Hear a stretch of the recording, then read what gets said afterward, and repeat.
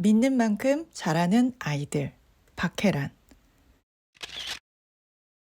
아이들은 모두 저마다의 빛깔을 갖고 태어납니다.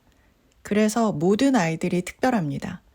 부모들이 할 일이란 그저 아이들이 갖고 태어난 그 빛깔을 더욱 곱고 선명하게 살려내는 것뿐. 내 맘대로 칠하기엔 아이들이 너무 귀하고 소중한 보물들입니다. 아이를 겁도 없이 셋씩이나 낳긴 했지만 아이들을 키운다는 어마어마한 일에 솔직히 자신이 없는 사람이었다. 그럴 바에야 아이들을 키울 생각을 하지 말고 아이들이 커가는 모습을 바라보는 일이 여러모로 훨씬 이익일 듯 싶었다. 나중에 아이들과의 관계를 위해서도. 나와 내 아이들과의 관계는 이 지구상에 오직 단 하나뿐이며 그건 전적으로 내가 만들어가는 관계이다. 세상을 살다 보면 무수한 것들을 양보해야 하지만 그러나 절대로 양보 못할 것들이 있다는 것을 나는 믿는다. 아이들을 키울 생각을 하지 말고 자기 자신을 키우면서 아이들이 커가는 모습을 그저 따뜻한 눈으로 바라보라는 것이다. 그러다 보면 아이도 행복하고 부모도 행복하게 되더라는 이야기다. 그런 점에서 육아처럼 즐거운 일은 이 세상 어디에도 없다. 이 글에서처럼 아이가 세상에 나와서 커가는 모습을 지켜봐주고 함께 해주는 게 자연스러운 일인데 요즘엔 아이를 키운다는 것에 대해서 왠지 책임감이나 희생이 강조되는 무게감으로 다가오는 것 같아요. 혼란스럽거나 힘들 때는 본질로 돌아가는 게 정답이겠죠. 너무나도 소중한 존재가 세상에 나왔고 그 존재가 점점 자라고 성장하는 모습을 함께 지켜봐주고 함께 해주는 게 부모의 역할이라는 것. 아이들의 수는 줄고 살림살이는 풍요로워지며 조기 교육이 점점 더 확산되는 현상은 어쩌면 당연한 추세일 터이다. 그러나 아이들에게 무조건 빨리, 무조건 많이 가르치면 무조건 좋다는 발상은 대단히 위험해 보인다. 그렇게 해서 덕을 보는 측은 아이도 엄마도 아니고 오직 조기 교육 관련된 장사를 하는 사람들 뿐이 아닐까. 내 생각으론 아이들에게 인성훈련을 하지 않게 된 건 바로 우리 또래가 부모가 되면서부터 시작된 것 같다. 소위 자녀들에 대한 과잉 보호가 보편화되기 시작한 세대 말이다. 물질적으로는 아낌없이 쏟아붓는 반면 공부에는 과잉 부담을 주고 예의범절 따윈 신경도 쓰지 않는 부모들.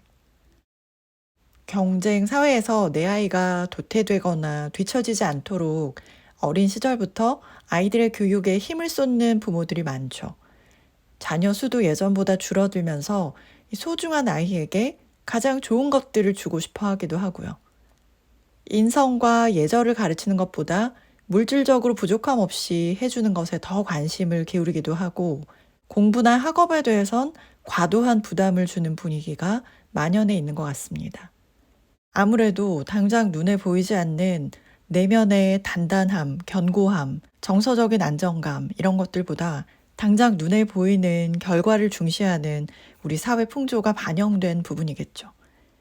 그런데 아이의 인생을 좀 길게 놓고 본다면 지금 당장의 수학, 영어 점수보다 더 단단한 내면과 다른 사람들과의 행복한 관계 같은 것들에 좀 더 관심을 기울이게 될 텐데요.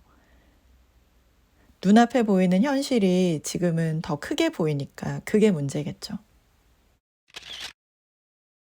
주부들은 특히 아이들이 독립적 인간으로 성장하기를 진정으로 바라는 엄마들이라면 아이들에게 엄마 없는 하늘 아래 살아야 하는 허전함과 자유로움을 느낄 수 있도록 기회를 마련해 주는데 머리를 써야 한다. 아이를 키운다는 것의 의미를 우리 세대의 여성들은 자기 인생을 포기한다는 것과 같은 의미로 받아들여 왔다. 아이를 키우면서도 자기 자신도 키워나가야 하는데 우리는 자신을 철저히 소진시켜야만 아이가 큰다고 믿어왔다.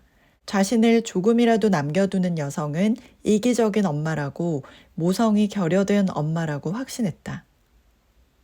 아이들에게 전심 전력을 다 바친 엄마들일수록 내가 무엇을 위해서 살았던가 자주 허망함을 토로한다. 그러곤 나를 잊고 저희들을 키워온 엄마에게 이제 어머니도 우리만 들볶지 마시고 자기 인생을 찾으세요라는 말을 듣게 되었다며 불효한 녀석들을 괘씸해한다. 아이들이 몸과 마음이 자라듯이 엄마 자신의 역량도 키워나가는 게 좋을 것 같아요. 아이가 1등하기 원한다면 엄마가 아이를 1등하라고 이렇게 닥달하기보다는 엄마 스스로 그 자신이 어떤 분야에서 1등을 하기 위해서 애써 보라고 그렇게 권하더라고요. 그렇게 노력하고 애쓰는 엄마의 모습을 보는 게 아이들을 위한 교육이라는 거죠. 그리고 온전한 교육의 목표가 뭐 좋은 대학에 가고 좋은 회사에 들어가고 이런 부분이라기보다는 아이들이 스스로 온전하게 독립할 수 있도록 하는 것. 그렇다면 실제적인 부분들이 굉장히 중요하잖아요. 식사를 챙겨 먹는다거나 빨래를 하거나 설거지 같은 그런 집안일도 할 수 있는 기회를 충분히 주는 것도 중요하다는 거죠. 너희들은 지금 공부만 열심히 해. 나머지 것들은 엄마가 다 해줄 테니까라고 하면서 다 해줘 버리면 스스로 온전히 독립할 수 있는 그런 기회를 주지 않는 그런 우를 범할 수도 있다는 부분이죠.